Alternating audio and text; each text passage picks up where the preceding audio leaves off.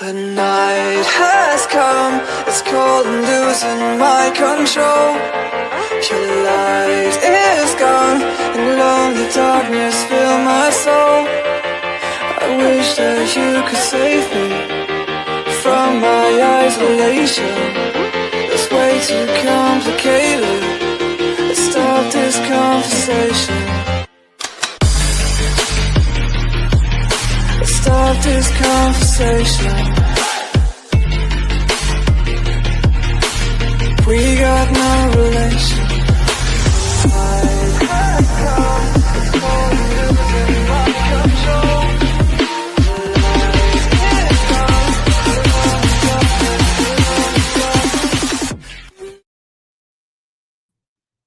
Good evening, and if you're listening live, you are listening to UFO Paranormal and United Public Radio Network, and this is the Angel Rock. Hang on tight, guys. TikTok just takes me a second always, so give me 1 second. I can't do it till after I go live here, so we'll finish our usual spiel, so hang on. Like I said, UFO Paranormal and United Public Radio Network. You can listen to us on 105.3 FM in the Gulf Coast in Mississippi and 107.7 in the beautiful city of New Orleans, Louisiana, to actually where we are broadcasting from. I'd like to give Joe Montaldo a huge shout out. He is the owner of this network. We've been around for 25 plus years, and he broadcasts out of his beautiful studio on the Bayou in, I almost said Las Vegas. In New Orleans, Louisiana. A little bit about myself. My name's Lorilei Potvin. I'm a Canadian psychic medium, crystal Reiki energy healer, Akashic Records practitioner, spiritual teacher, and mentor. I'm also an animal communicator. I'm well versed in near-death experiences, having had one as a toddler myself, and I've studied them professionally and personally for over 40 years. What else am I? I'm a registered nurse. Amazing lady. I'm everything, right? Almost. And then on top of that, I'm well versed in the paranormal. I always say I didn't go looking for it, it found us. And we shared some of our story from our previous extremely haunted house on the Travel Channel's Paranormal Survivor. It's season 4, episode 9, called Demonic Hauntings. You can find that on YouTube, Netflix, all over the place. You're going to see a familiar face in here if you do follow many of the shows here on UPRN. Our station manager, and she is the host of 2 of her own shows here on Tuesdays. It's Michelle DeRoche with Beyond the Outer Realm on Tuesdays, 2 to 3:30 p.m. Eastern, and Wednesdays and Thursday nights with The Outer Realm from 9 p.m. Eastern till 11 p.m. And actually, I'm going to be joining Michelle on her show, The Outer Realm, this coming Thursday. So in 3 days, 9 p.m. Eastern, we are going to be doing part 2 of Fall McCartney. We're going to be looking into I hate the word conspiracy, I prefer truth seeking, looking at, did Paul McCartney actually die in 1967 in that horrific car crash he was in, and was he replaced with Billy Shear? So we got into some really interesting stuff in the first episode, and we are going to really be digging deep into a lot of the stuff that's still left in that case. So it's going to be a lot of fun, you guys, on Thursday nights. I'd like to thank Carnation, because Carnation supports this show and all the shows here on Mondays. It's known as Carnation Mondays here on UPRN. So Carnation is a global brand. So if you're out shopping and maybe you need something that Carnation provides, please consider supporting them, as they support all the wonderful shows that are here on this network. Like I said, the network's been around for 25 plus years. We do stream to every country in the world. But 80% of our audience is audio only. So if you're listening live, you're going to see that this show is very audience participative, as well as our show that I co-host with a very good friend of mine here and fellow host on UPRN on Thursdays, Beneath the Hollow Moon, Carrie Lynn Shellhorn. She's also the host of her own show, Spirit Switchboard, on Fridays at 6 p.m. Eastern. So consider tuning in for that as well. But anyways, we do have multiple shows that we stream live 7 days per week. And when we're not streaming live, the archive server kicks into the last 25 plus years. So there really is something for everybody. It's not all just UFO and paranormal. I'm losing my train of thought as I'm talking and going out of order here with the shows. That's what it was. 80% of our audience is audio only. So if you're listening and you want to join the chat, I always say you need to see us to watch the chat or to join in, because you're going to see both those shows I mentioned. We're very audience participative, as are many of the hosts on this network. We'd love to involve our audience. So how you're going to do that, I'm going to rattle off very quickly. Under my name, Lorilei Potvin, or the Angel Rock. I am on my Facebook profile by that name. no idea what's going on here. My phone just started dinging at me. Never heard that noise before. Anyway, sorry about that, guys. You can also find me on the Angel Rock with Lorilei Potvin on YouTube. I'm on LinkedIn under the same name. I'm also streaming to TikTok tonight. That's what I forgot to do. I always do. I got to open the live button here, guys. Hang tight. If my phone computer will play nicely with me, I'm going to warn you guys ahead of time. I was watching another couple lives last night, and StreamYard, which we are using to stream to you, was not playing exactly nicely last night with a lot of lives. We did have a few things happen. Hopefully that was the end of it while we were live, right, ladies? Before, so hopefully it's going to behave itself. What else do I want to tell you guys here? Oh, we're, like I say, the other places to watch us live.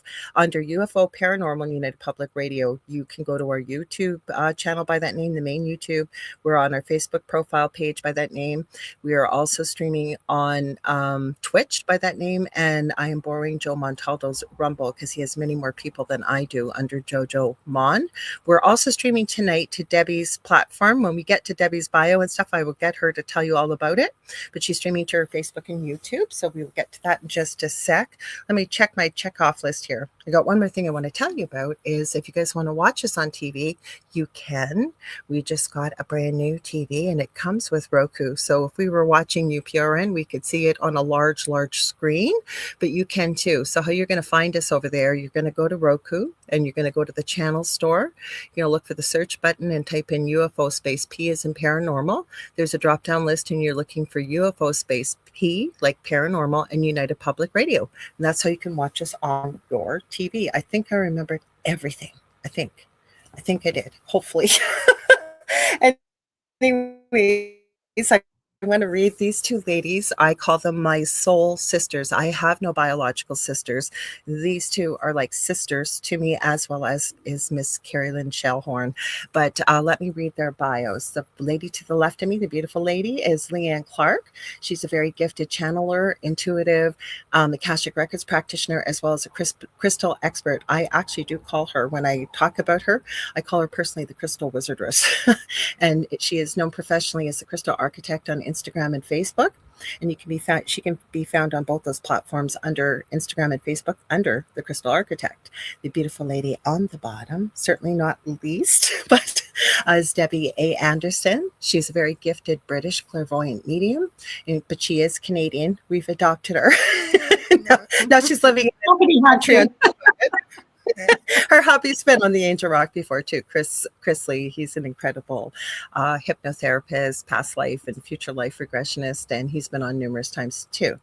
But Debbie is a British clairvoyant medium and creator of her own multiple oracle decks. She can be found on most social media platforms, and her website, which is vibration-energy.com. Welcome, ladies. Do you want to tell people about your Facebook and YouTube, Debbie, too, where people can watch as well? Well, fingers crossed, because without your aid and assistance and the safety net, I wouldn't have been able to do that. So I have it on my YouTube channel, which is Debbie A. Anderson, Vibrational Energy. And hopefully it might have actually just gone to my personal Facebook page. So apologies if that's the case. But most people are friends with me on my personal one. It's not that different to my business one. So fingers crossed, but and it's always a pleasure being here with you. Go ahead. Sorry, honey. I forgot I have a bit of a delay. Please continue. I was just saying it's a pleasure to be here with you too. And it feels like we haven't connected in quite a while because of different things that have been going on in all our three lives. Plus what's been going on in the spiritual world. I want to tell people before I forget, you are in Mexico. So you guys, if Debbie has any connectivity issues, she usually doesn't, fingers crossed, but if she does and she pops out, she'll be right back. We've already talked about it and ready for it, but I wanted to give that warning heads up. Before we get into discussion, I always love to say hi to everybody that's over here. Poor Leanne, we didn't even say hi yet either. Hi, Leanne. Hi, Sherry over on TikTok. Welcome. Glad to have you here. I see Vector on TikTok. Go ahead, Leanne. I was just like, hi. Yeah, just little old me over here. I'm fine. Hello, everyone. I'm happy to be here. So, everything's good. We're glad to have you here. So we got 3 countries here tonight, guys. We got Canada here. We've got Atlanta to the right of me, I guess, the right, depending on what you see, with Leanne. And we got Debbie in Mexico. So you got 3 countries. I did highlight Mish tonight. She popped in early. So before we were going live, we were trying to figure out a few tech things. I scampered over to my TikTok not TikTok, YouTube, to comment back to her. She said, "G'day, Lorilei. G'day, Debbie. G'day, Leanne. Have a great show. We'll have to listen later." So hang on. Let's go a little further. We've got Benno from Oz. Hi, Benno. Nice to have you here. Gotta always give Heidi Gall a big, huge shout out. I don't know how this girl does it. She follows all of our shows on the network. She puts a giant post together with every show for every night, and she promotes it. We really appreciate everybody that shares the shows. So thank you. She says, "Hello, Lorilei, Debbie, and Leanne. I'm much love from Boulder, Colorado. Driving in a minute and listening." So welcome. Oops. Oh God, I'm telling you, my computer, we're not in retrograde, are we? I don't usually believe in that, but I don't know. I don't know. I just came out of a time fog. So I don't know. Today is wonderful is all I can say. We got lots of weird tech stuff going on. So we got Astrolight Paranormal, Victoria Cheeseman, who was on last week on the Angel Rock. She says, "Hello, Lorilei, Debbie, and Leanne." We got Vet Girl saying hi all, and she is actually over on TikTok too. I just saw her as well, Sherry. Everybody saying hi to one another, which we love. I don't know why. You know what? This is crazy, StreamYard. Quit putting up your QR code as I'm trying to scroll. It's trying to advertise to me to share the StreamYard QR code to everybody. It's crazy. Oh, we got Julia Evans. She's over in the UK, so I know it's late over there. She says, "Hi, all. Thank you for joining us tonight." We got Carrie Fast. So welcome. And again, thank you for joining. Let's see. Oh, the other thing I should tell you guys, I forgot too. UPRN is in the middle of revamping our website. So I hear through the grapevine we're going to be having a chat room. So that's another way people can interact, and possibly a merch store. But if you want to find our website, you can listen live from there. It's www.uprntalkradio.com. Yeah, Julie Jean Bassett. I always give Julie a shout out. I know she knows Leanne. I don't know if you know her, Debbie. Do you know Julie? I don't know. I probably do. There's lots of people I know, but I don't know. We love Julie. Leanne connected me with Julie, and Julie is an incredible animal communicator. She's one of my mentors. She does have a beginner animal communication course coming up. Correct me if I'm wrong, but I think it's February 21st and 22nd. And I highly recommend to take it. I've taken it. It's fantastic. She's also a pet medium. She can communicate with your animals. I know she's worked with many of mine. Carrie Lynn has worked with her. Many other people have. And if you've got one of those animals that you are just not sure, why are they doing what they're doing? Like, you're pulling your hair out. Julie is your lady, and including with the communication, she's able to provide a lot of energy healing for your pets. So if you want to connect with her with the pet things, you can get a hold of her at juliejeanbassett.com. She's also an incredible shamanic practitioner, and she was on the Angel Rock a couple months ago. Some of the courses she is taking, she's blowing my mind with the things she's learning and doing. So you guys, I'm telling you, connect with her. There's so many things she can help human-wise too. She's also a medium, whether it's animals or human beings, and spirit as well. So you can get a hold of her for that on whitetailshamanichealing.com. Hang on, let's keep going here. Everybody's just saying hi to one another. We love that. We have the nicest chat room here, I swear we do. Everybody's so kind, same as if there's new people here.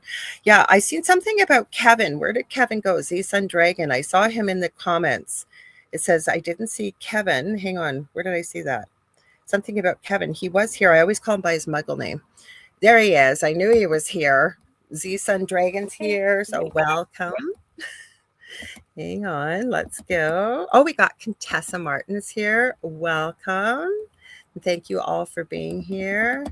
Let's see. Lisa Martinello's here too. Welcome. Let's see. We're getting closer to the bottom, ladies. Hang on here.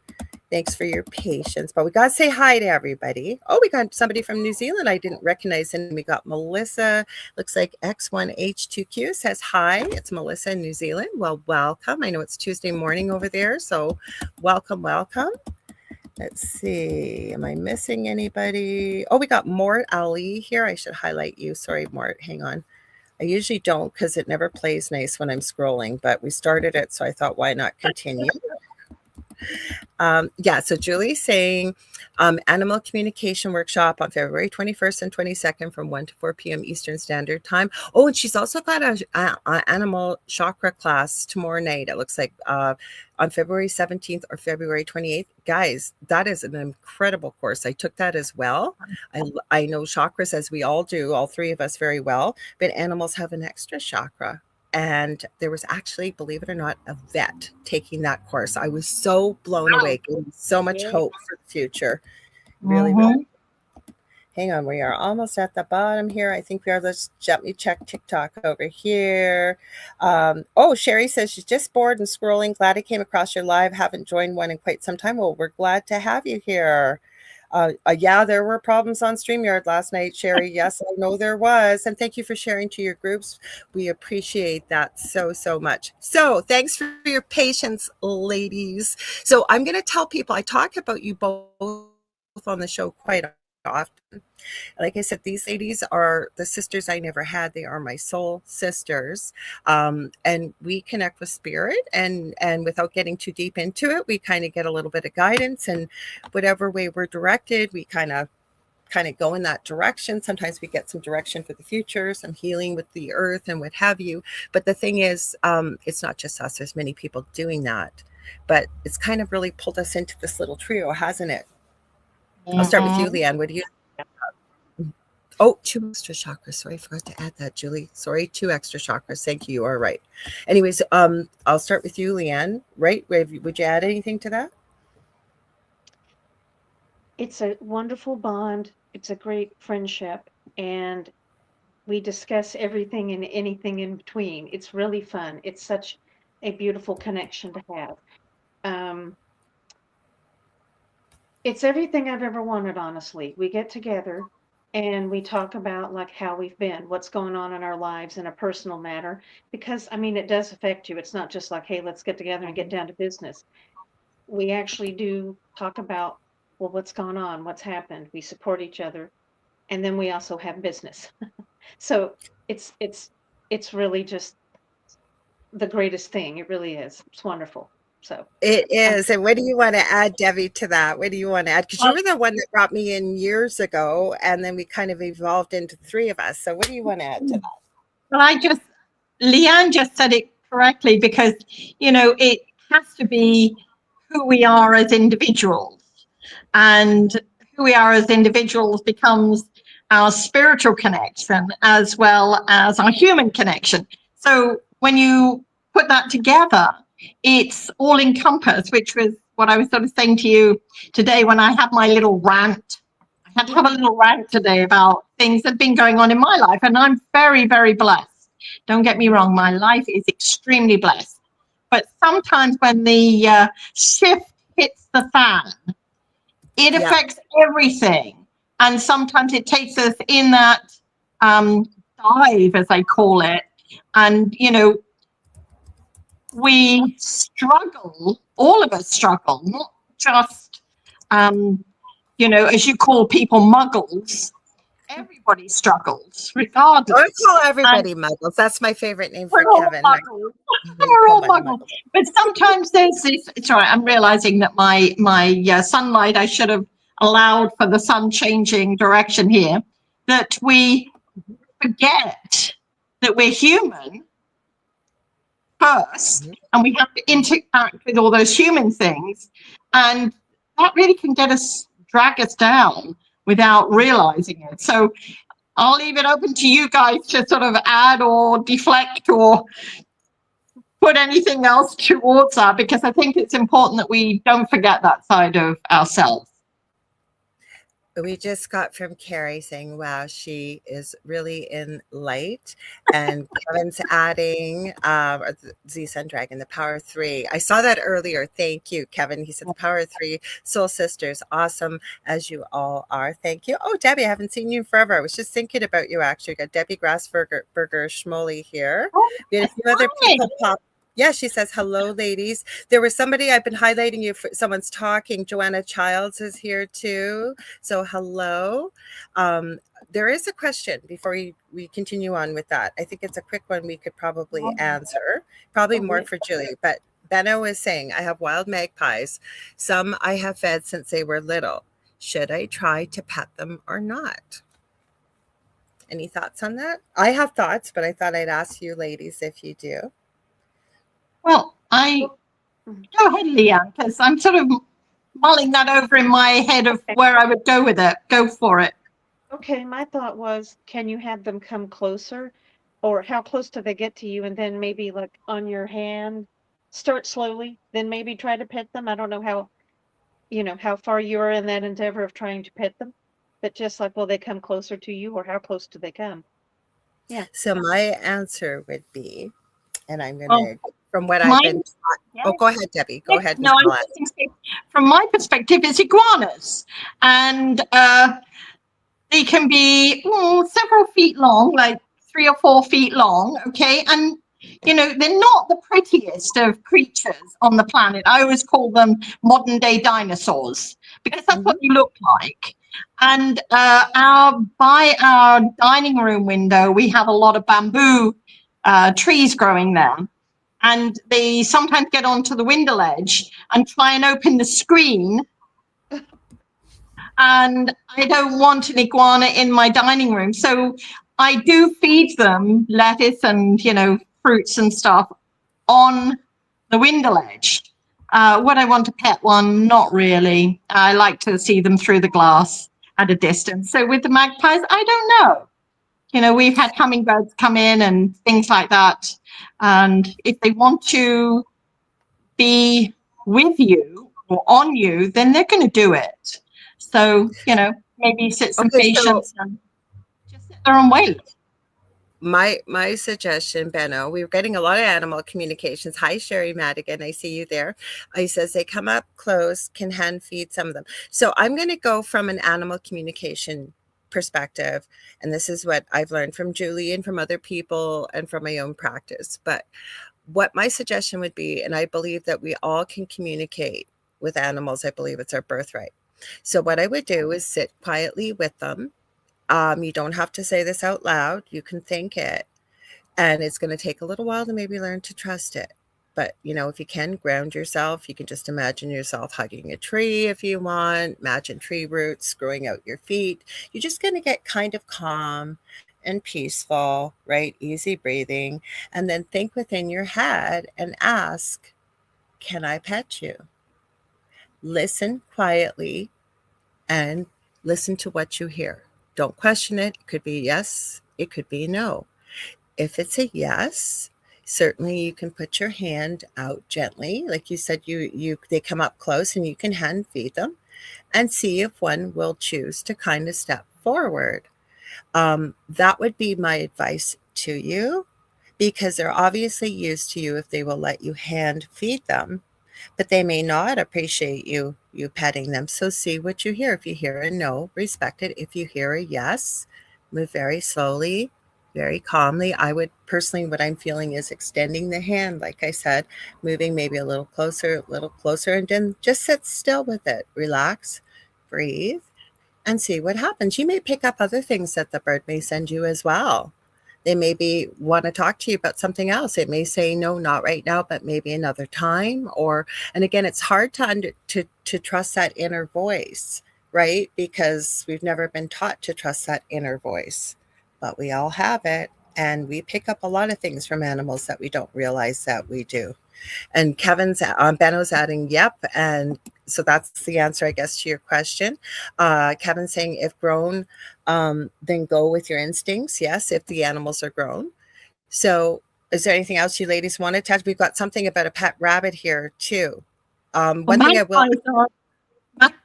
are known for their stealing abilities. So it is telepathy, Benno. So just be aware if you're putting your hand out or your finger out, they may think that the finger is to be taken. That's why I said hand out, but he hand feeds them already. So just extending your, I wouldn't stick my finger out to them, but having your hand flat on It could be. something. If they're accepting the food by hand, right? I would put my hand flat. But that's a good point, Debbie. I wouldn't be sticking my finger because, yeah, might bite it. So Benno's saying, yeah, it's like telepathy. But that is what it is. We are capable of telepathy as human beings. Okay. I think that once upon a time ago, we used to communicate that way. We are very capable of telepathy, and that is how animals communicate. Mm-hmm.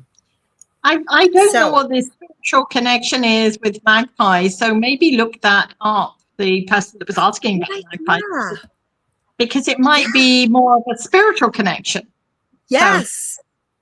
Like What do you each animal bird has a connection. I know if I see an animal or a bird more than normal and it keeps on sort of being in my face per se, then I look it up and see what the spiritual connection is, that maybe I'm missing that interpretation because I'm not hearing it. So that's another possibility.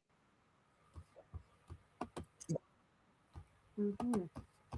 No, I think it's a great idea. How about you, Leanne? Was there anything you wanted to add? Because actually, you guys remind me, and I forget about that because I do get a lot of animals coming up to you. And either one of you have reminded me numerous times. I think it was you last year, Leanne, with the bees, wasn't it? You kept reminding me of the bees. I kept coming around to go look up what's the spiritual meaning of a bee. So, yes, that was a wonderful idea. I didn't even think of that. Thank you. You're I think welcome. that's right. Let me add this. I did look it up. And here, I'll just read this quickly. Oh, Magpies carry complex, dualistic spiritual meanings, representing intelligence, transformation, and communication, often serving as messengers between the spiritual and physical worlds. wow. Yeah. So then There you go. the person that saw the magpies or is feeding the magpies needs to see if at any point when they're feeding or around the magpies that anybody that's in spirit comes to mind at that point, because that might be the communication possibility. Keep an open mind. He says he loves that, but he said they can be aggressive. I was reading, he said when he was a little kiddo, they actually pierced his ears, not with permission. That's terrible. I'm sorry to hear that. Oh my goodness. Yeah. Wow. Hi, Sharp Michelle. little beak. Ooh. I'm going to say hi to Michelle Wilfong. I got to give her a huge shout out. She's over on TikTok. She is my mod on TikTok. She is incredible. She does such a fantastic job. I kept flipping over there. Now that I know Michelle's over there, we're in good control. You guys check her out on TikTok. She has her own TikTok channel called My Haunted Apartment, and she gets quite a bit of activity where she lives. So please support her because she's just a phenomenal mod. So, I'm sorry, Barb, you mentioned this earlier. So I'm going to go back a little bit. I saw your comment. I didn't get a chance to highlight it. So give me one sec. Because she said, I recently lost my pet rabbit. She said it was 9 years old in her most recent comment. She said, I talk to him all the time. Is there any other way to communicate with him that either one of you ladies might suggest? Talking is how I communicate. I mean, that's how I communicate, is if they're with me in the room. So Yeah, as if they're there. Yeah, because they're not really gone; they're still with us.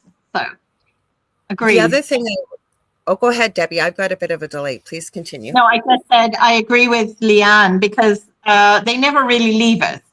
You know, the animals are always around us, especially if they loved us and we love them. They'll hang around. And if you're anything like years ago, we had purchased a house, and the ground in the basement area, there was one room that was absolutely covered in dog hair, and that was where somebody kept their pet dog all the time.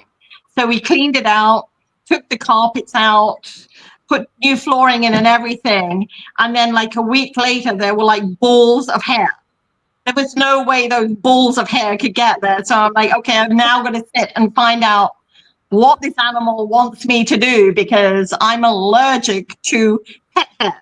So it was not a good environment for me to be in. And it was obviously a dog that had passed and just wanted to know that that's where he had been and that was his life. That was where he lived. So after that, no more balls of dog hair. thankfully.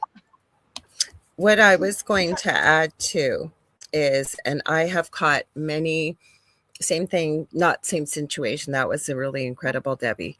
Is that when my son was alive, my youngest son, Justin, he was so bonded with his kitty, and his kitty had something very, very rare that passed away very quickly. And that night, we were all devastated. She was a young cat, and she had something called a saddle thrombus. There's no way to fix it. And it was very, very sad. There was no way it could have been caught. Anyways, that night, and our bedroom in the old house used to be in the basement. And Justin and I were coming downstairs together that night, and I opened the door to our bedroom, and both of us heard clear as a bell. Her name was Mocha. Mocha meow right away. And then for the longest time, like my son was a big, big boy when he was alive, and he lost 70 pounds over that. Like it was terrible. He had the weight to lose, but still, like he did not do well with that loss. But I always tucked him in every night. And even when he was growing up, because he had autism, for anybody new listening, he was, with no disrespect, very much like a 5 to 8 year old precocious child that could do some things but still needed mom for everything.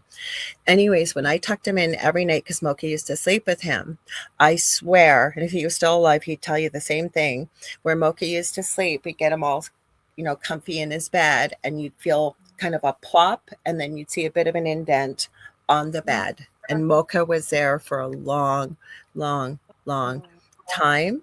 Lastly, the other thing I'd love to add is, even though you're talking to your rabbit, if you can, same advice, if you can get into a quieter space, just be open. See what you might hear in the mind's eye or the mind space. See if you're hearing anything back, because our animals never leave us, like you guys, like you had mentioned, Debbie. Definitely. Mm-hmm. Let me add this. The dog I had previous to the current ones I have, she passed away. Zelda, yes. She passed away in July of 2017. After she passed away, of course, I was devastated.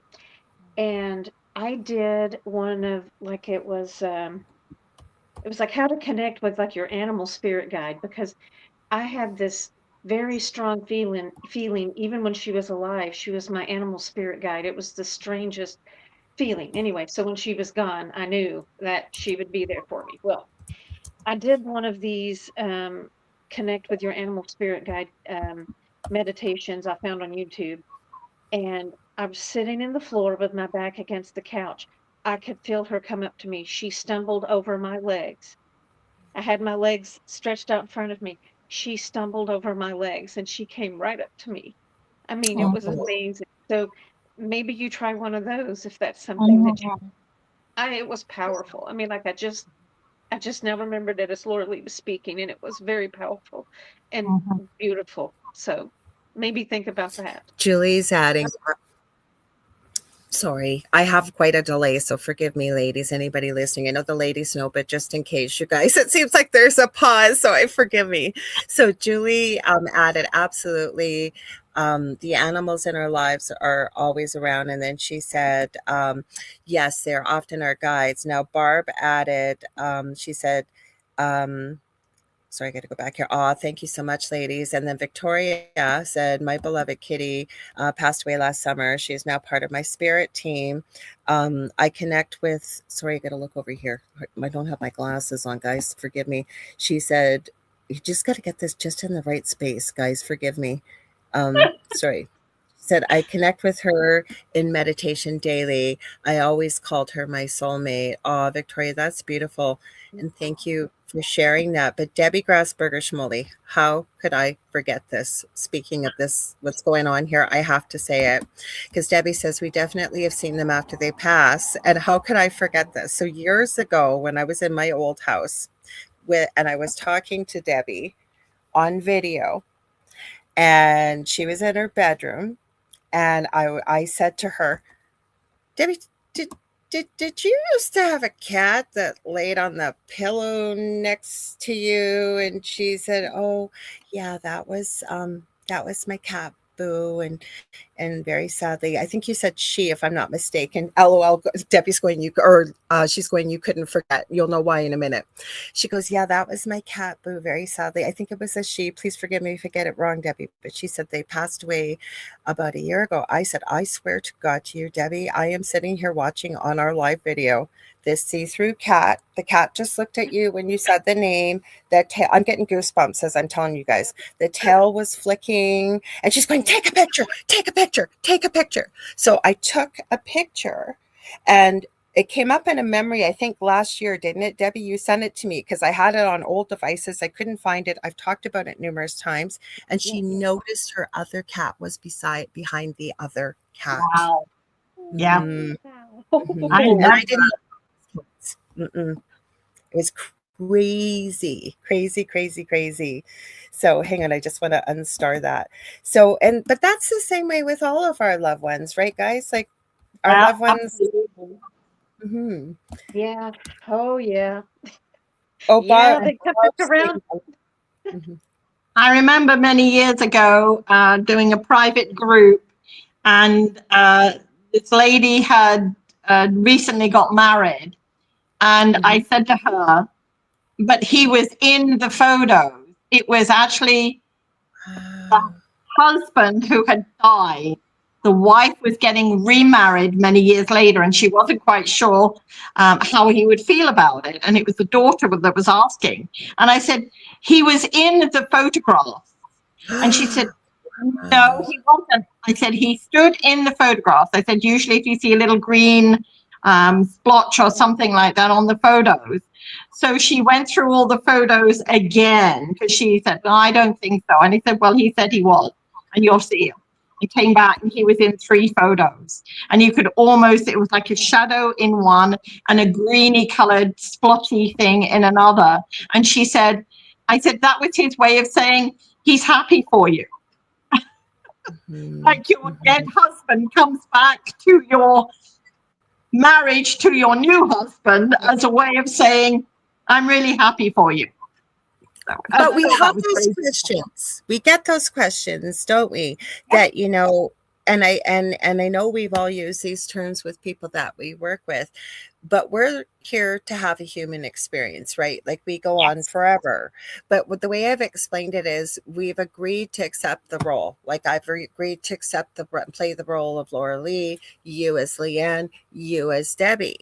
But that's not really who we really are as a soul. So to remind people, and it relates to what you shared, Debbie, is we're looking at things with human eyes. And I've had many conversations with clients and in sessions where people don't understand that, right? Like, so they would never be able to understand, well, why would my husband who passed away show up in my pictures while I'm getting married to somebody else? Because we're pure love on the other side. We want the best gift we can give our loved ones is to live a life that is joyful and happy and fulfill our purpose that we're here. And I often say to my clients, and I'd love to hear from you ladies as well, that, you know what, ask your loved ones, even if it is, say, your husband or your wife or your partner, whoever that's no longer with us, ask them to help send somebody to you if you're lonely, and you know, they will.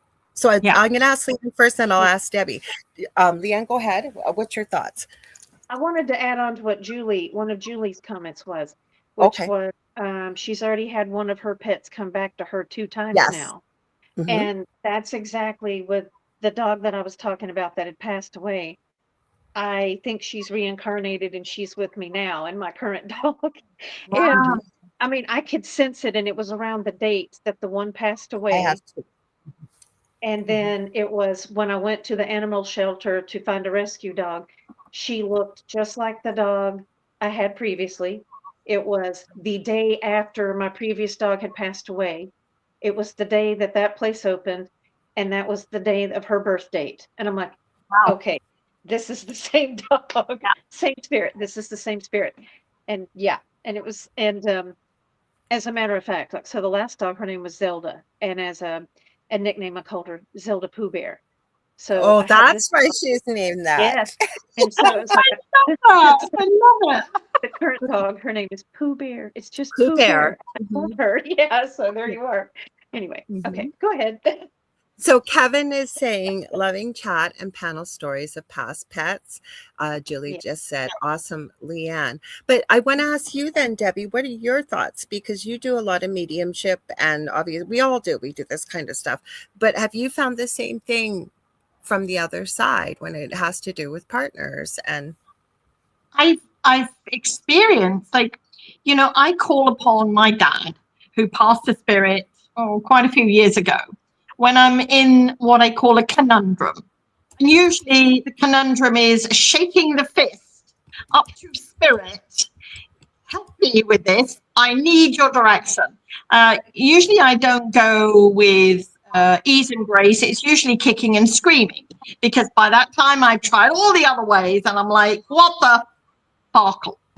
And that is how sometimes it's almost like I get this out of the blue thought, or this out of the blue something, pops up on my screen when I'm scrolling through my on my Facebook page, or Facebook messages or things like that, or if I just happen to be on my what I call idling time, because sometimes when we can't get the answers, it's like, what else am I going to do? I've tried meditation, that's not worked. I've tried sitting down and writing it out. I've tried all, I do what I call the tried and tested ways, and then usually it's a shake the fist to the sky and saying, come on, spirit, just send me the answer, because I'm fed up with doing this over and over again.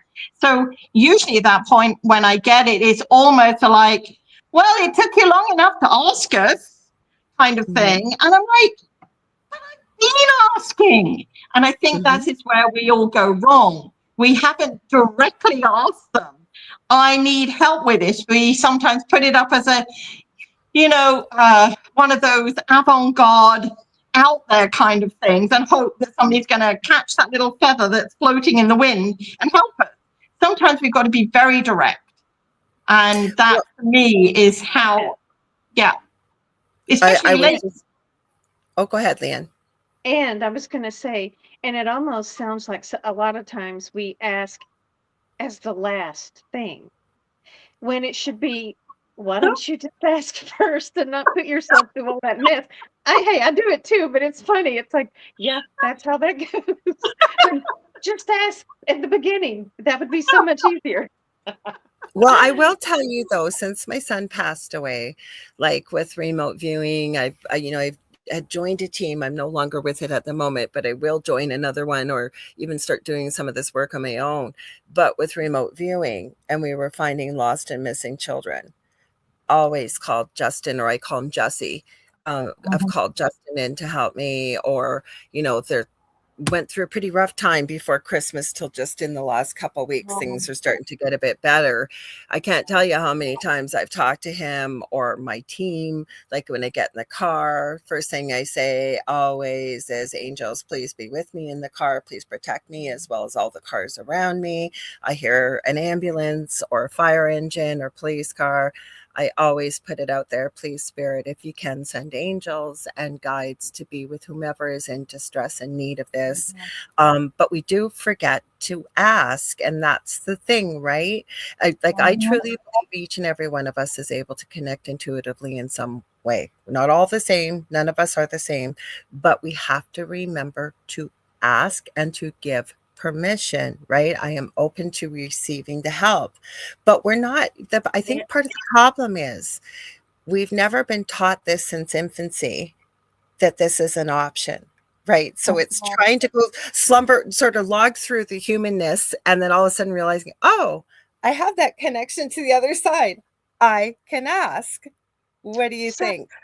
Yeah. Well, let me bring up this question here. This is something that I definitely asked Lorilei, and we've discussed, and we've said we've actually wanted to bring it up on air, and we keep forgetting. So here it is. How do you pray? And if you say, like, God, send angels with that ambulance, because I would do that too. God, please be with them, go with them, or something to that effect. But I had someone make a comment to me a few years ago that has me questioning everything, which is there's a belief that you do not pray for someone if they didn't ask for it. That's like spell casting. Like you are doing something they didn't ask for. And it really kind of bothered me because I thought, well, I would not intentionally do that. But I'm thinking, if to anyone who would accept this, I'm requesting that Mhm. help be out there. That's kind of how I took it. But so how do you pray? And then what do you think of requesting help and for others? Mhm. I have an answer, and then Debbie, if you want to answer, but what I had said to you is it's the same thing. I had someone give me a really hard time a few years ago in a chat because when I'm out, and I use an example, I was at the doctor's office, my eldest son was with me, and this woman was losing it, just screaming and yelling and slamming her hands on the desk. I knew the receptionist quite well. I felt so sorry for him. And so all I did was very, very quietly and sort of secretly, but sent her the Reiki symbol for healing. And my eldest son knows what that is. He's grown up with the quote unquote woo woo. So he texted me and said, are you sending healing? And I said, yes. And he joined me. But he also has been taught enough to know the same thing and the reason why I did it. So the person that commented said, how dare you? You never send Reiki unless it's asked for.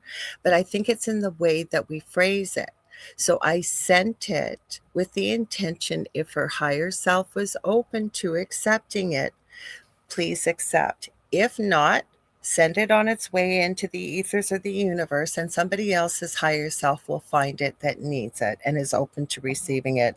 It's the same way I feel about prayer, right? Sending it with the intention that if the person or the highest self is open to receiving that comfort and that love from an angel or a guide or a prayer, great. But it was a good question, Leanne, that you asked. I'm dying. I know Debbie's got things to say. I can hear from spirit. But where I'm adding with this, but holding the intention that if that person is open to receiving it. And I think that when we're doing something in the way of love and holding it in, for somebody's highest good, I don't think we can go wrong. But what do you think, Debbie? Well, see, you said it right there with what is the intention that we're Yes. doing it with? Yes. Like, Yes. what is our intention behind sending that healing or sending that prayer or sending that into the universe? What is our intention behind it? Is it to quieten down the woman? Is it to try and make the receptionist not feel so disgruntled, or is it just to see if there's somebody in her higher realms that can just go to her and say, look, I know you're upset, I know you're angry, I know you're frustrated, but it's not going to get you anywhere at this point. Yeah. So I think it's what intention, it's like everything with intention. If our intention is to try and help everyone in that situation, because maybe the people in the waiting room were also feeling uncomfortable because we know there's been situations They were. The someone or whole somebody room. has pulled a gun or a knife or gone batshit sorry, bat crazy and done something. So yes, there's all of those anxieties in there. So with the intention of that, I think that everybody in the angelic realms would have helped to calm the situation, if not just for that woman, but for everybody there, and to to assist as much as they could. And of course, none of us know what was going on in with that woman's life and whether she had good reason to or no good reason to, because that's not for us to judge. But it's the intention in what we said when we send it. So if I'm sending, because I got told something similar years ago, is you can't send healing to somebody unless they've requested it. And I said, oh, okay. Well, then what if I send healing to everyone in the universe, and it just sprinkles down to whomever it's supposed to go to, who's ready to receive it? Because it's not for my intention to change something if somebody doesn't want to change it themselves, which is where we sort of get into that intention again.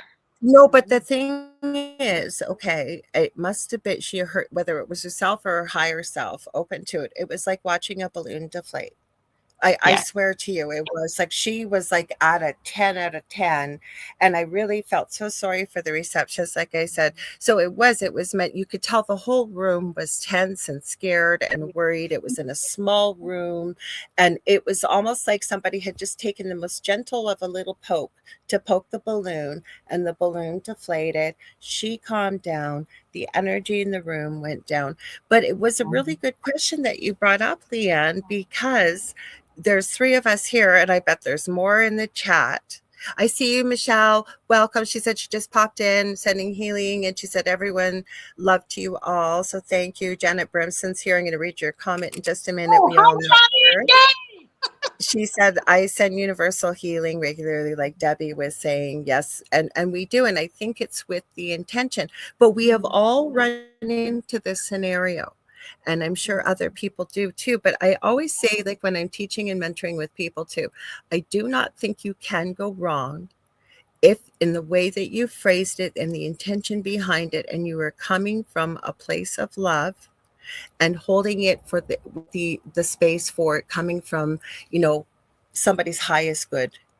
That is your intention. Like, it's not like you need to calm down now, and that's why I'm sending that Reiki to you, and you better calm down. That wasn't the intention. Go ahead, Yeah. Leanne. So then let me add this to when I said, how do you pray? Here's the example I always give, just to say this so that you can kind of know where I was going with this. Let's suppose you have an acquaintance. This is not a really, really good friend that you know very, very, very well. And they say, please pray for me. Please pray for my marriage. And that's all they say. Well, it just had me thinking, well, what am I praying for? Am I Yeah. praying for a marriage, a bad marriage, a divorce? Like, what am I praying for? And I know that might sound like, well, you idiot, you pray for something positive, but it was like, well, no, really, what did you want me to pray for? So I really end up just saying, I give this to you, God, because I don't know all of the details, but God does. So I give this to you. I hand it to you. Take it, do Yeah. with it, and then that way it's Exactly. just, yeah, because it's I don't know the details, and I'm not going to put a lot of energy on that because that in itself is kind of ruminating. So it's like, no, give it to God. There you go. All right. See, I So love that that's how because that's something I say quite a lot for myself. I'm going to give it up to God because if I can't handle the situation or I can't change it, and I've asked, then it has to be given up to God, because that's the only equivocal way to deal with it from that point on. Otherwise, you're going to, go crazy. And yeah, I understand what you're saying with the, pray for my marriage or pray for this or pray for that. It's like, what are you asking for? Is somebody saying, can you send healing prayer through for my mother's recovery, or, whatever? That's a bit different. But yeah, it's like, you want the marriage to end? you know Yeah. what I just realized in something I was saying there, like if somebody were to say, pray for my marriage, I very much take people at their words. I literally take you at your word. So Yeah. it's, what am I praying for? So then I'm, okay, this situation, whatever this is, and I don't try to add into it or guess what it is. Yeah. But I think that's part of what we say when we say we hold the space, right? You hold the Yeah. space Definitely. in the fact that you hold for the best intention, least amount of hurt, most amount of healing, with love, whatever that may be. And the easiest way is, like you said, depending on what someone's belief system is. For the three of us, we believe in God. There's no right or wrong way for anybody listening. It could be to the universe, it could be to whomever your highest good is. And even if you don't have a belief system, like I say, the universe, the situation, whatever it may be, like Mish said, I'd like to send healing to the space people are in. If I can't ask, Jean Love it. Bassett says, I pray for the highest good for all concerned. Absolutely. Yeah. And I'm going to read the last comment, then we got to do our station ID. It goes by so quick, ladies. So Carrie says, you can pray for my divorce. I'm good. You're all invited to the party. Okay. All right. I got it. All right. Been I there, should done say that. congratulations if that's the case. Been there, done that. Well, let me do that. She goes, it's actually Promise God, biblical. but that's okay. She Moving says on. it's actually biblical to edify each other in love. Okay, hold that Yeah. thought, everybody. We got to Yeah. do the station ID. So if you're just tuning in, you're listening live to UFO Paranormal and United Public Radio Network, or just UPRN. And you can listen to us on 105.3 FM in the Gulf Coast in Mississippi and 107.7 FM out of the beautiful city of New Orleans, Louisiana, where we're actually broadcasting from. None of us are in New Orleans, by the way. We got 3 countries here. I'm in Canada. I guess I should reintroduce myself too. I'm Lorilei Potvin. You are listening to the Angel Rock or watching live. My soul sisters here with me, and from 2 other countries and closest friends. To the right, Leanne. She just scooted out for a sec. She's actually in Atlanta in the US. And Miss Debbie A. Anderson at the bottom is in Mexico. So you got 3 countries here. You guys, there's we stream several shows daily live, 7 days a week. We're always adding new hosts and new shows. There really is something for everybody on this network. It's not all just UFO and paranormal. Hang on, I have to grab a sip here. The other thing. That's a good idea. What's that? Yeah, I needed to. I was getting a dry mouth. Yes, we're glad that you tuned in. There's more to come after this show. We will be done around 8 p.m. Eastern Standard Time. We have Dolly Saffron and Preston Dennett coming up next with The Light Gate. There's another show after that. So if you guys like what you see, please like, share, and subscribe. Tell all your friends and family about this network. The more, the merrier. We have the best chat here. Wonderful, wonderful souls from all over the world, and we're glad that you can join us. So let's continue. We're going all over. We knew we kind of connected before we said, what are we going to talk about? And I never worry about that. I just said, we're never at a shortage when the 3 of us get together on air or off air. And on top of that, you know what? It's nice when you guys join the chat. You guys always add so much to the conversation. And if we can answer your questions, or you guys share your thoughts and feedbacks back, it makes for an excellent conversation, in my opinion. Anyways, what do you ladies think? I think it's amazing because it helps us to interact, and it helps those that are interacting know that they're being heard. I'm going to add this. We got Michelle DeRoche here, who is our station manager. Michelle, were your ears ringing? I was talking about you at the beginning of the show. Michelle is the host of 2 shows here on the network on Tuesdays. She has Beyond the Outer Realm from 2 to 3:30 p.m. Eastern Standard Time. She also has The Outer Realm on Wednesday and Thursday evenings, 9 p.m. Eastern Standard Time. Thursday night, I will be joining her on her show, 9 p.m. Eastern Standard Time, to do part 2. And we are going to be talking further about I hate the word conspiracy theory. I'm going to say truth seeking, digging into the information about Paul versus Paul McCartney to see if he actually continued on after the 1967 horrific car crash he had, or was he replaced by Billy Shear? So she also added, we have 7 new shows coming in the next 60 days. Wow. That brings us up to 45 live shows, you guys. Wow. So how incredible is that? Yes. Way to go, Mish. I'm super excited. Can't wait to see what the new shows are all about. So thanks for sharing that. Okay, back into our conversation here, ladies. I'm just checking over on TikTok. People are going, Sherry says, I do volunteer healing at my local spiritual and metaphysical church. That's nice to share that with us, including Carrie says she's having a divorce party. Carrie, you're going to have to let us know when you have that divorce party. Like I said, been there, done that. Some of us have. So Survive, I think, is what we should add. Survive. Because that's the big thing about it. You know, some people see it as, you know, a failure or the end of something. It is, but it's also the beginning of something new. And that's our choice, and the choice of our partners as well. So, and our friends, because that can be a dividing factor as well. I know that happened, and, you know, friend for a season, a reason, or a lifetime. So it's okay. Oh, it's happened. It happens. Go ahead, Leanne. Please add. I was going to say, yeah, I'm going to be a little punchy here, but my last relationship breakup, all of the friends were like, yeah, we're going with you. Screw you. Mm-hmm. But that doesn't always happen. That doesn't always happen. When I got divorced and everyone had to fight, and all the friends Yeah. my closest friends, every single one of them basically kind of were very unhappy that I decided that it was time to move on. And they weren't necessarily all happy at different parts in their, depending Yeah. on who you spoke to.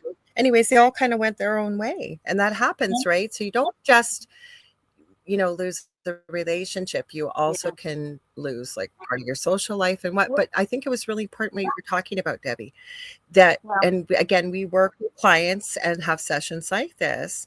And of course, it can be very painful. It is, especially if there's mhm. children involved, whether there is or there isn't. But the point is to look at, when I'm talking to people, I don't know, I'd love to hear your thoughts. Say they come to you and they think, geez, I haven't been with anybody else. I'm really open to having a new relationship. And but some of the advice I've given people over the years coming from Spirit is, first of all, get to know yourself. Who are you? Because the 5 people we spend the bulk of our time with, science has shown, we become the most like. So who are you? Who are you without this person?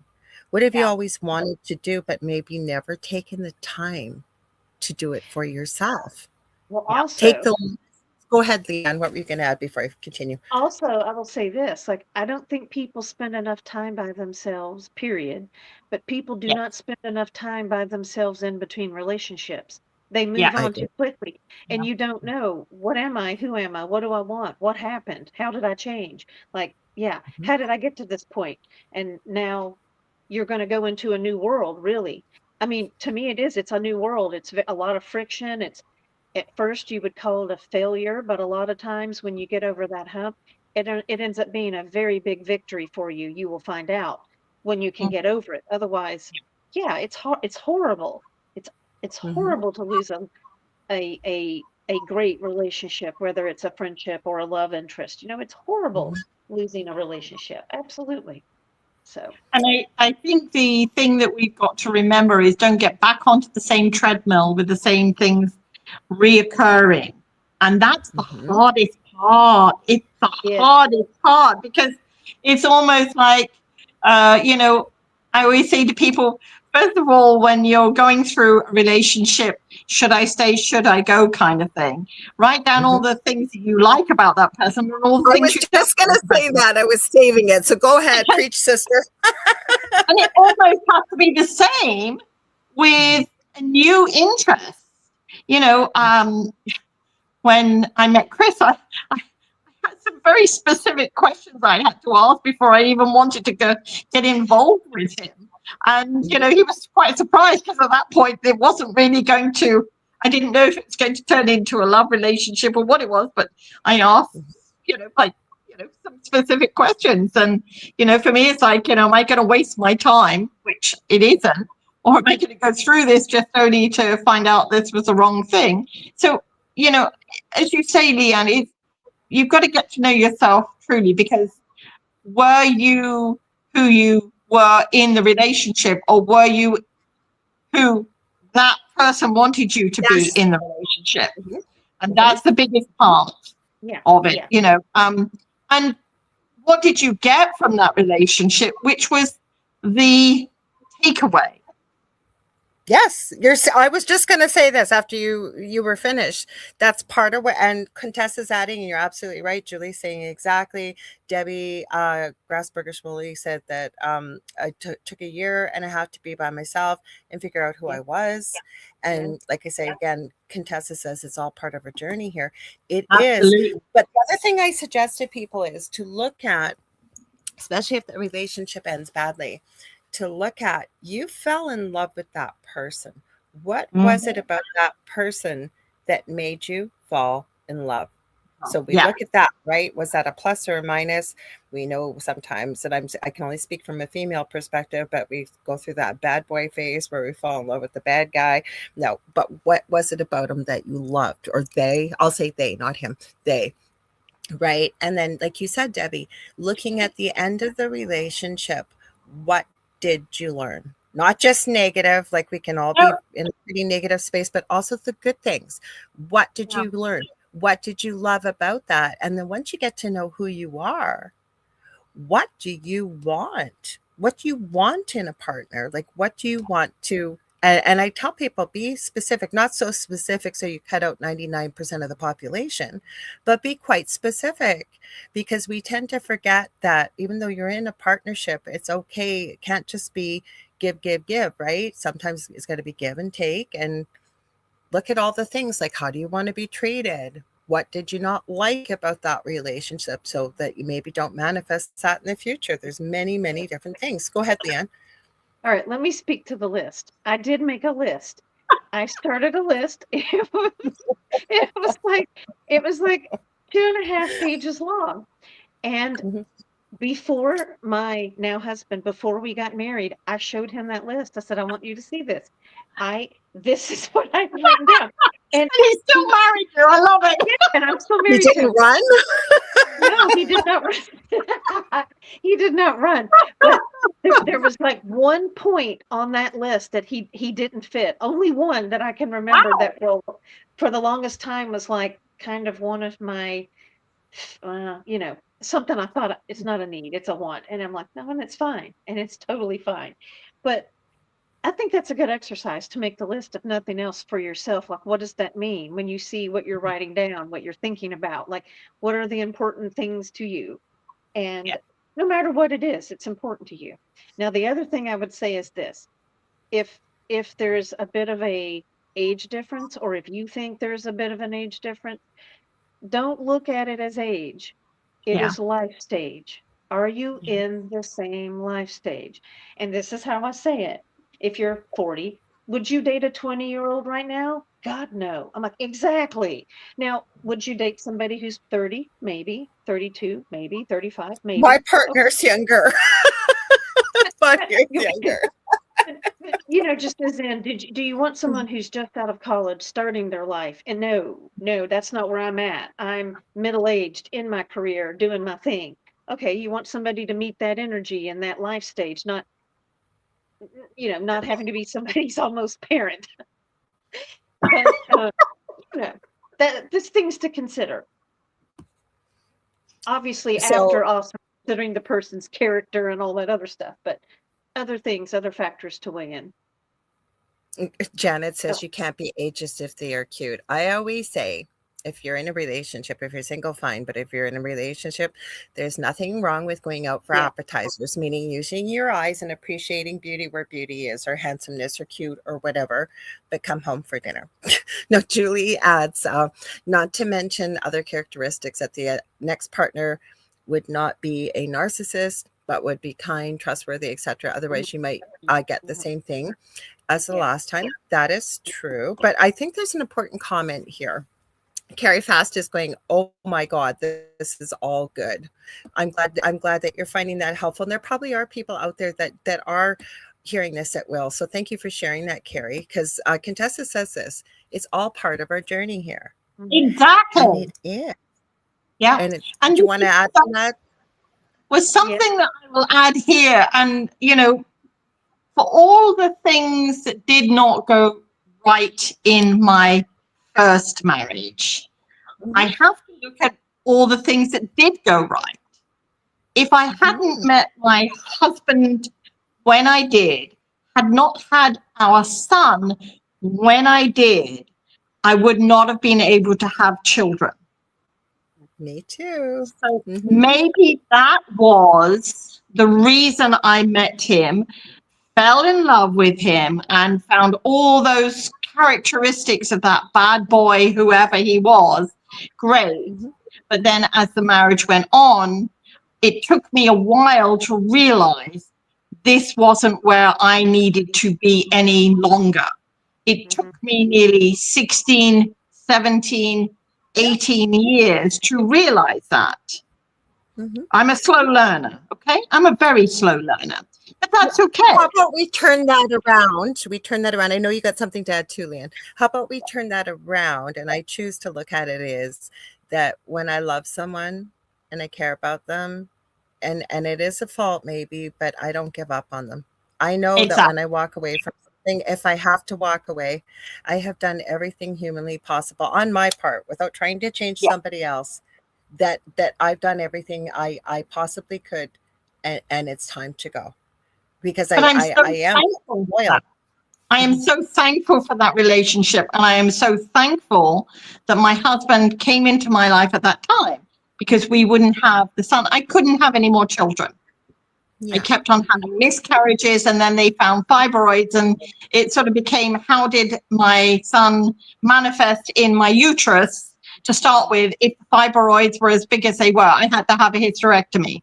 So all of those things happened in sequence to what obviously spirit wanted. Where did things go from then? Well, it went from bad to amazing to strange to weird to change to this to that and everything else in between. And that is the journey. Like the ups and downs, the ins, the outs, the rounds, and circling backwards. Like there is nothing that has not happened in my life, even though there are some times I would go back and say they were the darkest days of my life, that I would have done anything differently, because that's what I had to learn. That's what I had to experience. That's what I had to come through, the breakthrough, if you like. And I think that's where I don't, there's lots of things I could call my husband that was, because I don't want to keep calling him the ex, because then the X marks the spot kind of thing, that he came into my life for the right reason, for that season, and everything else was as it should be. So I don't have any anger or hatred or anything else, because now it's like he's moved on, hopefully, and I definitely have moved on. So it doesn't matter, which I will bring you to my mother, who divorced my father at the age, I was 4 years of age at the time. And 30 years later, when I was going to meet up with my father, she still had so much hatred for him that I could not believe it. And when I met my father for the first time after so many years, I said to him, do you ever think of Mum? No, I don't. How's she doing? Is she doing well? So he had nothing. So he had not let this ingress and fester in his life. He had moved on. And she is still festering, even though my father has died, because when he was dying, like 40, 50 years later, she wanted to know how much money he was leaving her in his will. That's how much festering my mother has done and still does. So what I'm saying is, do you want to fester or do you want to grow? Like, let it go. Like, appreciate what it was that brought you together and what you experienced, learned, whatever it is, even if it was learn never to do that again, and then move on. Because if not, you're dragging that baggage with you and nothing ever changes.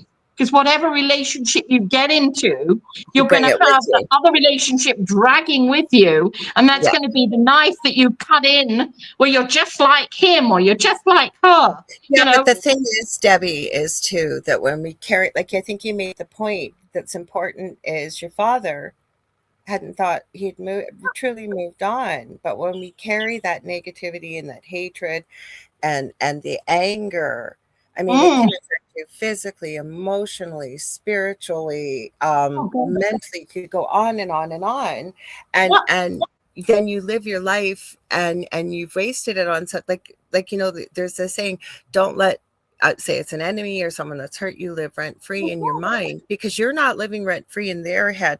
And I think it's important what Carrie says here. I have learned to love myself. That's all that counts. But that's part of the journey of understanding, if you can, to spend that time to get to know who we are. Because when we become a couple, whether we believe it or not, and it's not necessarily negative, but we do lose part of ourselves. We do. We really, really do, because, and they lose part of themselves too when you come together as a couple, right? Like Julie's saying, it took me 30 years, and Carrie's adding, me too, Julie, here. I am 51 looking at uncharted territory. And what I might add, I got divorced a little earlier. I was about 43.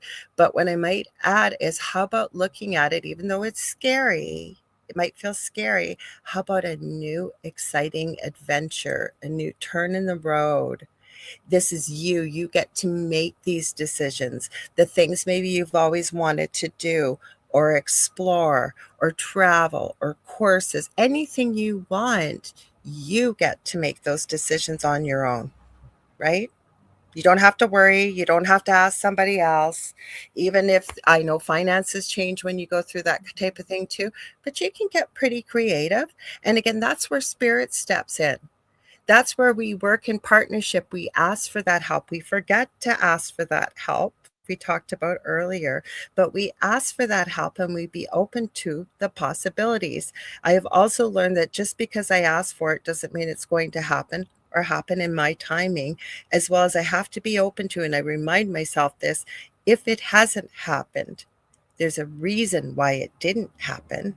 Sometimes why things do happen, including my toilet clogging I talked about a couple months ago. Took me 3 hours to unclog. And as I'm plunging it, going, I know there's a reason for this, spirit. I don't know what it is. I'm sure it's part of the bigger picture, but we do need this clog moved. Yeah, let me add on to that though. Like if you Yeah. haven't gotten your answer yet or it doesn't come through, I would Mhm. say, or just realize you may not know how it's going to come through. Yeah. Is what I was going to say. So just, be open, ready, able, willing, and just be open to it. And it will come. You will get an answer, but it may not be the answer you wanted or how you thought it would come. Mhm. It's true, because I always say to people, when you're asking for something, so I might say, hey, I want a red Ferrari. Give me a red Ferrari. Come on, bring it on. And And spirit you get a goes, little toy red Ferrari. well, no. And this is what I explain to people, that we may not get the red Ferrari because, one, we may not be able to afford to insure it, and we might be scared to run it. So we get the beat up green pickup, but it gets us from A to B, and it's what spirit has given us. So instead of when the beat up green pickup arrives and you go, well, this is not what I asked for, Be just grateful. be grateful because you got it. You received a mode of transport to get you around, and that's what matters. I was just thinking of your toilet clog. Did you look at the connotations to your own human psyche? I was just thinking About before what? about being clogged up in that area. Oh, that was a couple months. That was a couple months ago. Wait a I think minute. either one of Wait you a might minute. have reminded me that when we got together. Go ahead. Go ahead. Yeah. Wait, Debbie, that's very interesting because I know, Lorilei, I had told you what the bathroom stands for in the house. It is your immune system. So you're Yeah, supposed so I'm like, well, that's interesting then. yeah. A couple of months ago. But that's the thing. We also don't remember to look, and we remind each other. We remind each other. Okay. But as a reminder to everybody else out there, like when things, and my rule of thumb, if it's obvious, yes, I usually remember. If it's not, I don't. And I do need reminders. We all do. But when something shows up very quickly, twice in my field of vision or experience, it's time to pay attention. If there's a third time, oh, heck yes, that's a sign from spirit. The other thing I'm going to add for people listening, pay attention to your surroundings and signs and symbols around you. Like Mhm. years ago, she's no longer with me. I think she was a reincarnated version of one of my dog's previous. Miley, her name was. She was the exact opposite of Tiffy, who I used to call Demon Spawn because she was evil. Miley didn't have a mean bone in her body, but they looked identical.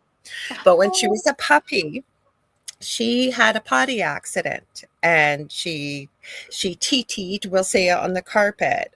And I took a picture of it because it was like she had taken a computer cut heart-shaped silhouette and peed in it. It was the perfect size of a heart. When I show people it, they'll go, there's no way a dog did that. Oh yeah, a puppy did that. So as I started to notice the hearts around me, and I still do to this day, I have an album of them, whether it's a spill, like say a coffee spill, or I found lots of things just on the floor, a little torn piece of paper, they're hearts. And the more I've noticed them, and in meditation and connecting with spirit, I've asked them, if it's meant to be, and you can send me a heart to let me know I'm on the right path or that I continue going in the vein that I am. and they still show up. I have pictures of a box of 20 chicken nuggets, and not from the big Golden Arches at their local pizza store. Inside, perfect heart out of 20 of the Oh, nuggets. wow. I have found hearts all over the place, and you guys can do that too. Like, right? Mm. Spirit will work with you here. They know we're here for this journey. We're not alone, and they're here to help us on our journey. What do you ladies think? I just thought of this. If you can ask, hey, can you send me a red car? Can you send me a yellow horse? Can you send me a heart? If you can ask for a symbol, then you can certainly ask for help, and it will certainly be given. I'm Yeah. seriously, that literally just occurred to me like now, like, wait, if you can ask for a sign, then you can certainly ask for help and know that it will be given. But that's Mhm. amazing. Asking for signs, they do arrive, and it's very fun. It's a fun thing to experiment with. Yeah. Yeah. And Michelle Wilfong. everybody Go has ahead. their own sign or symbol that keeps on reoccurring. And I think I've told this story before. Many years ago, somebody asked me, should they immigrate from England to Canada? And I said, well, I don't know, but, put it out to spirit and see what, signs and symbols you get. So she lived in a very small little village, if you like, a very small community. And she happened to be driving around one of the very small lanes, and out pulls this truck in front of her with a big Canadian flag on the back of the truck. And she said to me, do you think that's a sign?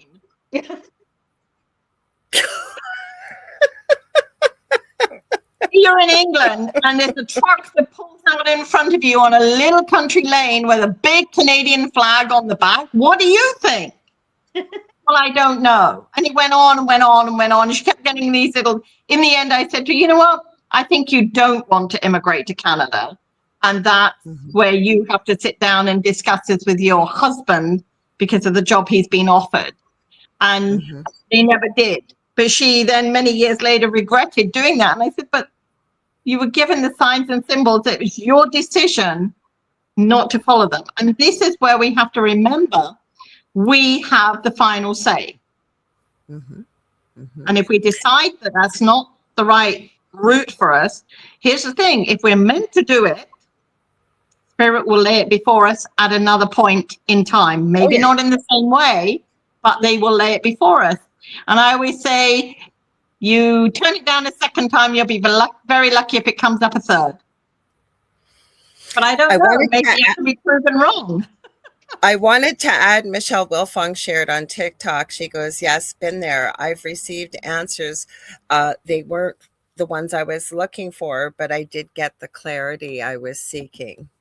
Because I think that's important, because the other thing I tell people, say you ask for a yellow butterfly as a sign, you can ask spirit will they'll send you the sign, but be open to signs and symbols. Just because you're looking for a yellow butterfly, and right here in Canada right now, it's the middle of winter. Well, I don't expect I'm going to be seeing a yellow butterfly flying by, but maybe there's going to be a billboard with a giant yellow butterfly, or a song about butterflies, or whatever it may be. And spirit will keep sending it if you're not quite getting it, as you shared in your example, Debbie. But we do have final say. We do have free will. And Barb Gilbert's adding, love it. Now, Carrie said, and this is the big thing, this is the hard one for people, Carrie. I'm so glad you shared this. She said, my biggest lesson is trust your gut. But how do you trust it? Now, I have suggestions, but I would love to hear your suggestions when you're working with people and teaching and mentoring. We all do. What do you suggest to them to help them trust that inner guidance that we all receive in one way or another? If you're thinking about it, I'm happy to add what I tell people, or Debbie or Leanne. Do either one of you want to go first, or you want me to go first? I'll let you go first. Yeah. Let me go first. Okay, so some of the things that when I'm working and teaching and mentoring with people, is I say start out small. We all have an inner voice. We all do. We do. Some people hear that voice outside the ear, some don't. So some of the things that I suggest to people are the way to tell the difference. Like, I don't hear voices, but I hear it within the mind's eye, I'll call it, or mind space. And I know it's different because it's in my voice, but it speaks differently than I do. It's usually meant with a loving tone, and it uses different wording than I do. I've learned to know the difference. So when we get that inner guidance and learning the difference between that versus ego, right? And we could have done a whole show on ego. But the thing is it meant for someone's highest good or yours? Are you doing it in love, or are there other reasons? That's kind of how you can tell the difference between, and I mean, that's just quick. The other thing is, so what if you gave yourself permission to follow that inner voice, even if it was only for an hour, say, or 2 hours? And say, you had a quandary, you had something you were trying to figure out, and all of a sudden you get that quote unquote stroke of genius.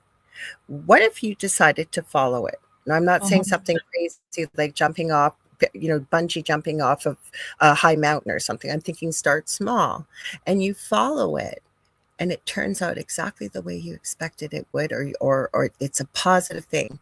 Start marking down those little victories, which I call like they're validating it for you, right? Spirit can validate it. And as you start to build on that, you start to realize, hey, I heard that inner guidance. I heard that inner voice and I decided to follow it. Look what happened. And as you start to build on it and you grow and you grow and you grow, you start to learn to know the difference between ego versus your higher self, if you want to call it your guides, whatever you want to call it. We all have that inner voice, right? And you start to follow it. You start to realize that maybe I could start to trust this. Maybe this is my higher self or my guides or my team, right? But the other thing is too, and we all do it, all three of us, and anybody that works in this field in particular, we all argue when we hear that voice too, don't we? And then afterwards we find out, I should have listened. So please feel free to throw in whatever you'd like. Hello, Kasun, before you do, just hang on. He is over in Sri Lanka. It's the middle of the night. I have not seen you in forever, so welcome. Go ahead, Leanne. Go ahead. So when you were answering that question, I thought, okay, yeah, I can't say I have an answer for you. Like I was thinking, I don't think I had a really good answer ready. But I had a way I wanted to answer, and it's kind of adjacent to it. So I think this is useful. And the way it would be is not necessarily like, I don't think of it as how would I pay attention to my inner voice. It's almost like how do you make a change in your life, but it is also learning to trust yourself when making that change. And so it would be something like this. The example I give is if you live in a town that has 3 different metaphysical stores, crystal shops, esoteric places to go, and you always go to that one over there, go to another one. Just one day, go to another one. Go. Or I use the example of grocery stores. If you always go to the one that's 2 miles down the road from you to that grocery store, go the one in the opposite direction that's 7 miles. Just to have something different, to do something different, or to do something differently you already do. And just see what comes, and it brings new things to you. There's new things that happen because you're in a different environment, you're in a different headspace. You decided that you would give it a go and not do the same thing over and over and over. And then trusting that well, what can I do now? That's the word I was going to add, evidential proof. So I didn't mean to cut you off. I wanted to add this at the end. I love what you're saying because, right, you get that stroke of genius. I'm going to go to that other store. And then maybe you meet somebody you were meant to meet in the way of talking to them, or sometimes spirit comes through people. They'll remind you of people that are in spirit. It could be many different reasons. Yeah. And that's where I added, that was the word I went completely blank there. I call it evidential proof. And start jotting that down. Go ahead, Leanne. I know you weren't done. And sorry. that is so funny because there's this one spiritual store I used to go to. I love this place. I just don't go as often. But there was this one guy in there that worked there, and he's brilliant. So it finally got to the point I would walk in the store and I'd say, you need to share something with me. What is it? And he would say a topic, and okay, I would go and look it up, and it became like really interesting. But I did that for like a year. Like, hey, what do I need to know now? What's the next thing I need to look at? I And he love would just give me that. something to look at. But you He had the trusted best the laugh. message. You trusted the message Yeah, to yeah, ask them. yeah, Go yeah, ahead, Deb. exactly. Yeah, that's it. Well, That's it. Yeah. I've got a story that is very much based on this, but in a different way. Many years ago, when I was in corporate world, the company I worked for fired me. I know it happened. I was quite shocked. No, but I knew I should have known it was coming. Anyway, so I didn't want to go home. I was absolutely devastated. Oh, I And remember this story. I remember this one. And I was absolutely devastated. And like, I can't go home. I just can't go home. So I thought, well, I got some grocery shopping, but I thought, well, I can't go to my usual grocery store because what if I meet somebody there that knows me? They'll sort of ask the question, why aren't you at work? And then I would have to tell them. And I was already red-eyed and blubby and all the rest of it. So This is an incredible story, by the way. This is where I literally went to a store I've never been to before, grocery store in the town where I live. And I'm walking around with a cart with nothing in it, looking at shelves and just going over in my mind, what am I going to do? What am I going to do? What am I going to do? And I was blubbing. My eyes were all red and puffy. And I can't afford to not be without a job. And then this person came up behind me and they said, hi, Debbie, how are you doing? And I turned around and I said, oh, I'm fine. Red puffy eyes. So what's going on? And it was a guy I knew, and I said, oh my God, I've just literally been fired from my job. And he's like, who would fire you, kind of thing? I said, I know, but he said, so are you looking for a job? I'm like, yeah. Yes. Yeah, why? And, eyes are all bulged out, kind of thing. And I'm so what? He said, well, we need a bookkeeper at the printers I work at. Here's the phone number, make an appointment. They haven't been able to find anybody. There's a good fit. So okay. So that was days without cell phones. Okay. So I went home and I called the guy and he said, well, can you come in now? And I said, sure, I can. I'm fucking fired from my job. So what am I going to do? I'm being fired. So I go in there and he says, when can you start? And I said, tomorrow. And he said, great. The pay was better. The hours were better. And that evening I go home and I still got my few items from my grocery shop. So I'd been fired in the morning, listened to my gut, didn't go to my usual grocery shop. So that's what I'm saying, divine intervention of somebody being like, what's the odds of that guy being there? He went to go and get coffee and milk for the team at that particular time, and me to be there at that particular time, for him to bump into me. I wasn't looking, I had my head down. I'm like, I don't want anybody to see me. And so when I heard, hi, Debbie, I'm like, no, not now. Okay, so, that right there, Debbie, is like the best example of loopiness. Like like the example I just said, I'm like, dang, and that happened years before I ever met you. That's amazing. This is my life. It's never ease and grace. It's kicking and screaming kind of thing. Every ride. But see, this is where I love that joke. And there's a guy hanging on the edge of a cliff with a one stick that's sticking out from the edge of the cliff. And he says, is there anybody there? Can somebody help me? And this big booming voice opens up. Trust in me, let go. I will help you. Mm-hmm. Isn't there anybody else there that can help me?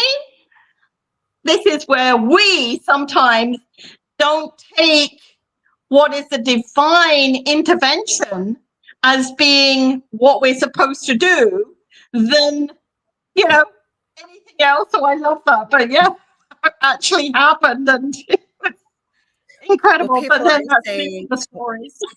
And that story just wrapped up the whole show. That was wonderful. We're not going anywhere yet. I'm going to add a few comments. Here we go.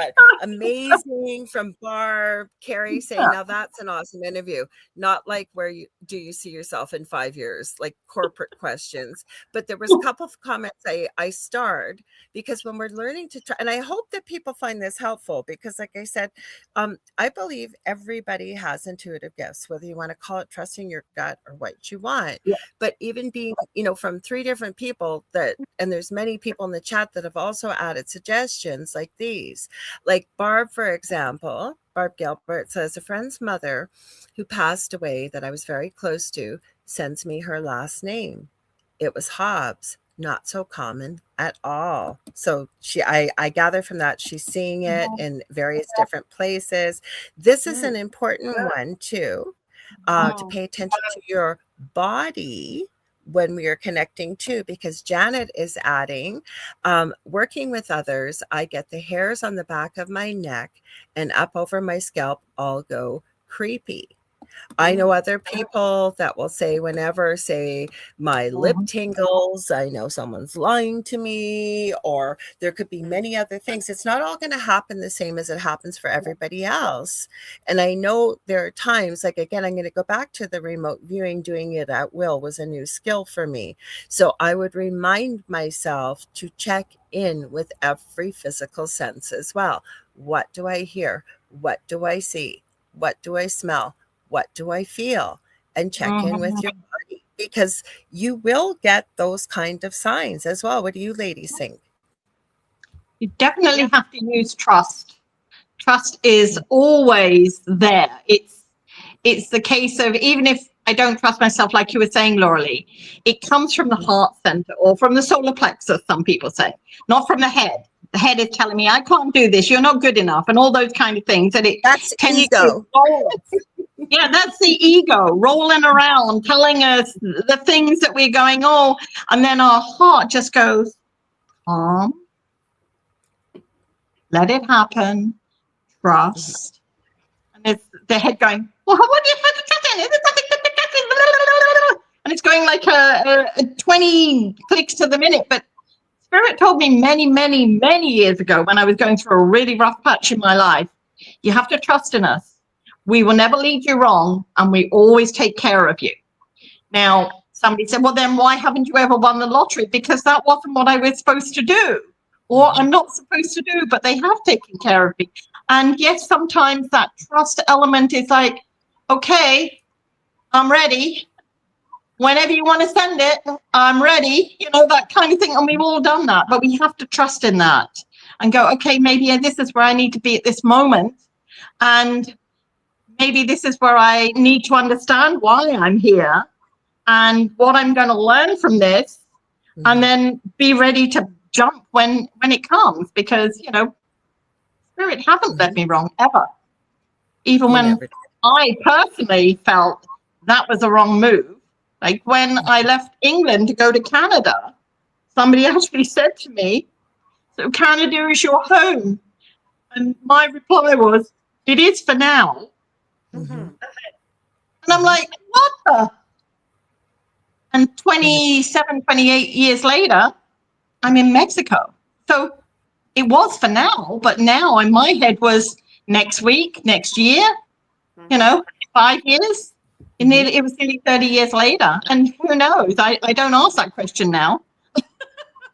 I like to leave it open. No, but the thing is being open to it, but it's learning to trust what we receive as well.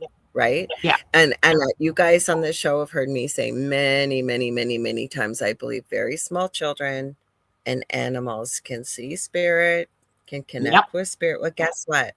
We were all very small children once too, each and every one of us, which means even though we may feel like we're still not connected, it's kind of like if you learn to ride a bike at a very, very young age and you haven't been on one, doesn't matter if it's been 60 years, could you get back on that bike? Yep. It might take a little work, might take some practice, but you know what? You can reconnect with that. So it's setting these little bits. And I just love, and I'm so grateful for all this, all the personal experiences and the suggestions each and every you guys have shared, because I'm hoping by listening to this, you guys will feel that maybe you can start to trust some of that that little bit of the inner voice that you hear, and to tell the Mhm. difference between your ego talking you out of it and giving yourself the permission to think, well, what if I did actually do that? What if I went to a different store? What if I listened to that and just see what would happen? Well, I hate to say this, ladies, but we are almost out of time. So before I give you a chance to tell people what you got coming up and where to find you and what have you, I do want to thank each and every one of you here. I want to thank Michelle Wilfong for being my mod over on TikTok. TikTok hung in with us there, Michelle, for the whole show, thankfully. And for everybody that joined us over there, for all of the great comments and content on everything that you guys share here in the comments. We really, really deeply, deeply appreciate it. Don't go anywhere. We've got Dolly Saffron and Preston Dennett coming up next with The Light Gate. There's another show after that. Please forgive me, I haven't learned the new host's name. If Heidi Gall is still here, she'll remember. I know she will. But stay tuned. And Michelle DeRoche, who's our station manager, she just mentioned that we have, I think she said, did she say 6 or 7? I think she said 6 new shows. It might even be more than that, but coming up in the next 6 weeks, I think it's going to bring us up to 45 live shows. And they're not all just UFO and paranormal. There always is something for everyone on there. I will be back on Thursday with Carrie Lynn Shellhorn on Thursday. I'm hoping she's able to join me. If she's not, she's been really, really swamped. I will be here live Thursday. I promise you, 7 p.m. Eastern Standard Time with Beneath the Hollow Moon. Also, then I'm going to leave my show and head over to the second night of the Outer Realm with our wonderful Michelle DeRoche. We're doing part 2 of Fall McCartney, 9 p.m. Eastern Standard Time. So, Leanne, you want to tell people where to find you, how to get a hold of you, things that you do, and then we'll go to Debbie. Yes. You can find me on Facebook at The Crystal Architect. You can find me on Instagram at Architect the Crystal. And I do Akashic Record readings, crystal assessments, crystal grids, and psychic readings. So if you're interested in any of that, that's where you'll find me. And you guys, believe me, check out her stuff with the grids that she makes. And I'm telling you, I call her the Crystal Wizardress for a very good reason. Now, Debbie, what do you got coming up? How can people get a hold of you? Leanne's grids and crystals are out of this world. Like when we work the 3 of us together, and I've been given things from Spirit, she's already got this and been given it too. It's in her grids. It's absolutely amazing. So she is an amazing crystal architect. Also channels too. She didn't even talk about that. She's an incredible I channeler. know. I know. She is an amazing channeler. Oh God. And check her out, ladies and gentlemen. For me, just go to my website. There's lots of different things going on there. My decks are all on special price at the moment, but I had an issue with the pricing for shipping. Sorry, the widget I had is no longer free, so we're having to revamp it and rethink it. So if you want to buy one of my decks, send me a message on the contact us, and then I will work out from your address how much it's going to cost, because we had to put a carte blanche price on there to cover just about anywhere, and I don't like doing that. I had one of your decks here. I think it's behind. I should have thought to grab them. I have Debbie's deck. Okay. I forgot to bring mine over, but they're all on special. I've also just put my predictions 2026 up on YouTube. I get the honor of being invited to subscribe to the Sedona Journal of Emergence each year with insights and predictions. So that's just gone up. I had to wait a little while because they like to put a December and January issue out so I don't overlap it. So that's available free of charge on YouTube. Just go to my YouTube channel. They've printed your predictions. Yeah, they have printed my predictions. Yes, sorry. Yes. Very honored that they printed it. So I have to give them what I call a couple of months before I'm, can share it with everybody. But I've put all of the months to come. And yes, it's called Openness to Change this year. And we all know what that means. There's going to be a lot more shifting, people. I'm sorry. I wish it was me saying it's going to be a happy, joyous, glorious year. But if this gives you some insights and some heads up, then so be it, and let it help and guide you as much as it can. So yes, that's me. And And she's Lorilei is an an amazing. incredible medium, and you guys get a hold of her on social Thank media. I'm you. not trying to rush you. We got less than 30 seconds. You guys, thank you so much for tuning in. If you ever want to get a hold of me, you can get a hold of me on facebook.com/the Angel Rock, or just reach out to me on any social media platform. I do psychic, I do mediumship, I do Akashic Records, I do crystal Reiki and energy healing. I do teaching and mentoring, and Messenger is the fastest and easiest. So we love you all. We'll have the ladies back on again, I promise. We always do at least once a year. We love you all. Thank you, ladies, for being here. Stay tuned for Dolly and Preston coming up right next. Thanks so much, everyone.